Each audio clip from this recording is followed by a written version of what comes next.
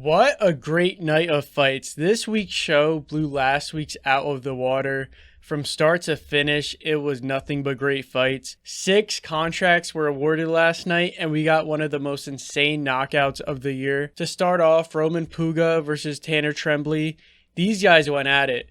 Puga's striking is really clean and has a lot of pop in his punches. He won the first round, but Trembley had a moment at the very end. Before this, Puga was feeling himself, but after Trembley had that moment, he was a bit more reserved in the second round. But the same thing happened in this round. They were going at it, lots of back and forth. And then Trembley again had another moment at the very end. This round was a lot closer, but I still gave it to Puga. Third round, I gave it to Trembley. He was able to wobble Puga and take his back.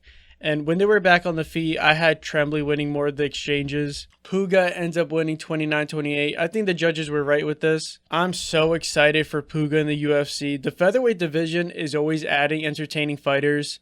Trembley also got a contract. It's not often that the loser gets a contract, but after a war like that, I could see why. Next was Alik Lorenz versus Mahamed Ali. Not to be confused with Muhammad Ali.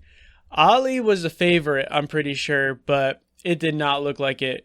Lorenz was better on the feet and got the knockout. Ali has a grappling background. He's a BJJ world champion, but he didn't even try to get it on the ground. Cristian Perez versus Logan Paxton.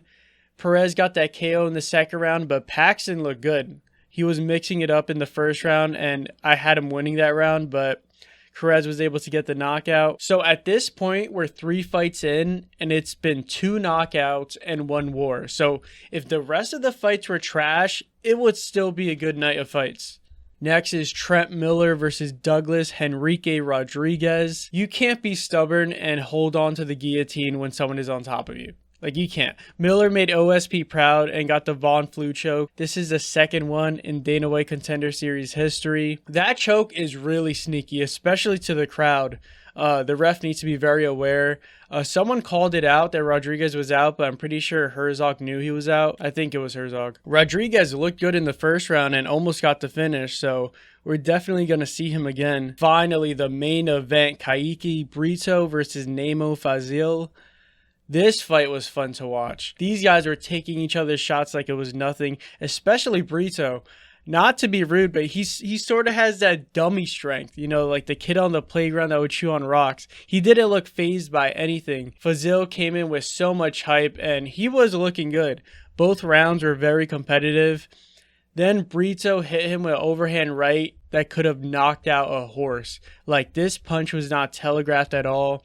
It was so unexpected. But Brito was throwing these punches the whole fight, but this one just caught Fazil and he was out cold.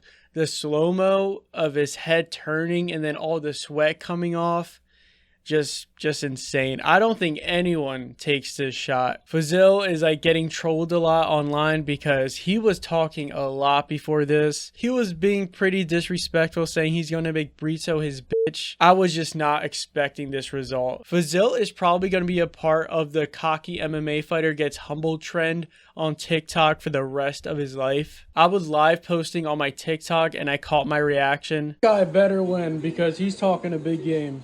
De La Cruz, oh my god. These guys have granite chins. What just happened? What just happened? But yeah, great night of fights. I'm really excited for next week. But that's pretty much it. Let me know what you guys think. Okay, peace.